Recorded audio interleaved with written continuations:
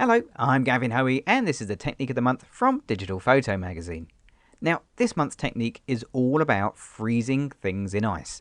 And I know what you're thinking. You're sitting there thinking, oh, we've just had the winter, we're fed up of freezing cold. But this is a great little technique. It'll give you a wonderful image. And best of all, you don't have to get cold. You don't even have to leave the house to do it. And it's all done using Paint Shop Pro. So, this is the picture we're going to end up with, or at least something vaguely similar to this. Let's close this down and go back to the beginning and show you how it's all done.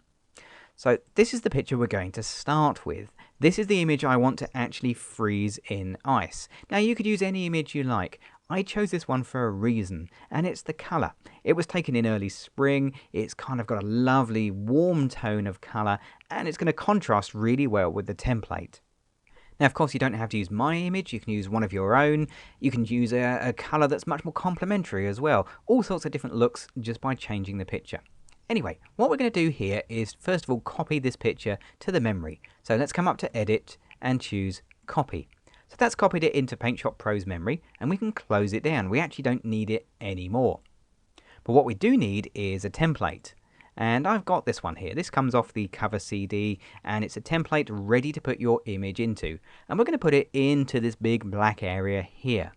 But before we do that, we need to prepare this so Paint Shop Pro can work with it correctly. Now, we need the layers palette, so that's F8 on the keyboard. And when you open the layers, you'll find there is a single layer called background. Now, that's absolutely fine and exactly what we'd expect. But there are certain things you can't do with a background layer. And one of the things you can't do is to cut out parts of your picture and have transparency, which is a shame because that's exactly what we want to do. But here's how you get around that problem. Just come up to the layer and right click anywhere. Okay, so that's the right click. Come down and then using the left click from now on, find the Promote Background layer. Click that, the word background disappears, the word raster 1 is replaced, and that's fine. But nothing seems to have changed to the picture. But trust me, that's such an important step and you really can't miss it out. Right, next thing to do is to cut this black area out. And for that, we're going to use the magic wand. But you won't find the magic wand on Paint Shop Pro's toolbar here because it's hidden away. Click and hold the selection tool, and there it is, magic wand. Now we can just click anywhere on the black area right there, and that'll make a selection. Then we can come up to Edit, and another important bit, got to get this absolutely right. The temptation is to use Cut. That would be a very bad idea because it would get rid of the picture we copied earlier. So instead, come down to Clear, and that'll remove that black area from the picture.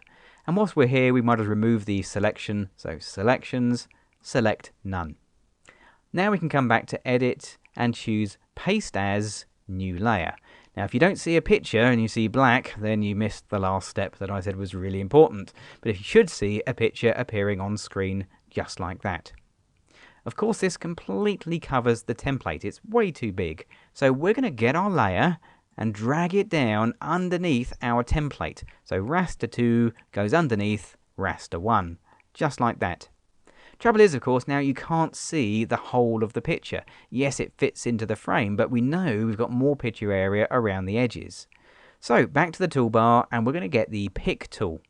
Click on the Pick tool, and it's going to bring up these little corner handles. So what we can do is just drag these handles in, just like that. There's one. Let's get another one from this corner. Drag that one in, just like that. There's 2. Perfect. So we can get it as close as we possibly can. You're never going to get it to be a perfect fit. So don't worry if you lose little bits at the edges. We've lost a bit right and a bit left. That's absolutely fine. Okay, well, you could stop there. I mean, that looks pretty good as it stands. But at the moment, it does look like the picture is sitting on a block of ice. And what I want it to do is to look like it's frozen into a block of ice. Well, here's how you add that frozen into look. We've got another picture on the cover CD. This is Frozen Top. And what we're going to do is just copy that as well. So Edit and Copy. We can close it down. We don't need it anymore. What we do need is to paste it into the picture. So back to Edit, choose Paste as New Layer, and that's going to paste it in. But again, we've got to get the layer order right because it's pasted it in between our main image and our template. So just drag it over and up onto the top. And that completely hides the template. Now you may think we're actually going backwards here, but trust me, we'll get this right in just a second. It's on the top of the layers, so if I get my opacity and drop that down to around about 50%, don't worry, it doesn't have to be accurate, but around about 50%, and you'll see semi-transparency through it. So now we can see part of the image coming through, and it gives us an idea of where the picture is on the template. Don't worry, we'll be putting the opacity back up to 100% in just a moment. So what I'm going to do is to get the eraser tool, and I'm going to change a few settings here. I'm going to drop the opacity down to about 60%. Again, don't worry if it's not accurate. Anywhere around about 60 will be fine. And I'm going to increase the size. Let's bring it right up to about 750, so we've got a nice big brush. It's also got a nice soft edge as well. The hardness is set all the way down to 0. And all I'm going to do is just put a few clicks here and there, just around the center of the picture, which is the main point for me, the most important point.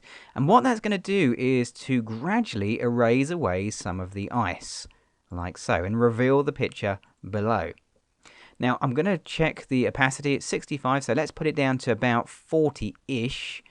And make the brush a little bit smaller, more like about 500-ish. And we're just going to run it round with a lower opacity around the edge. Now at this stage it's better to take away more ice than you think you need, because we're going to bring it back in when we increase the layers opacity in just a second. So I've run it over the bits I think I'm going to need, so I'll pop the opacity of that layer back up again, and now I can see there's certain areas I've missed, so we'll just add those in. Now the idea here is we're going to build the effect up slowly and gradually to make it look like it's blended into the ice. If you just took an eraser and did it hard 100% straight off, it's not going to give the effect that you're after.